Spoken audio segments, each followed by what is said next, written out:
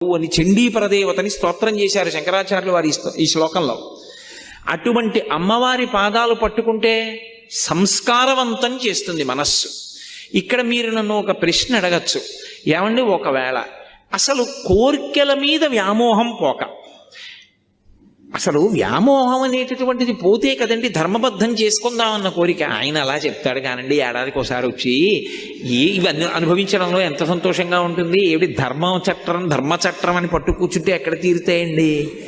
రోజు చేసే పుణ్యం చేస్తున్నాం కదా, ఇవి నడుస్తాయి అని అంటావేమో. అందుకే అలా నన్ను నేను నిగ్రహించుకోలేకపోతే, ఒకవేళ ధార్మికమైన జీవనం నేను చెయ్యలేకపోతే ఎవరితో చెప్పుకోవాలో తెలుసా విషయం? అమ్మవారితోటే చెప్పుకోవాలి. అమ్మవారితో నేను అన్నప్పుడు దాని అర్థం ఏమిటంటే అమ్మవారు అయ్యవారు అని కాదు, పరమేశ్వరుడితో చెప్పుకోవాలి అని. దానికి శరణాగతి అని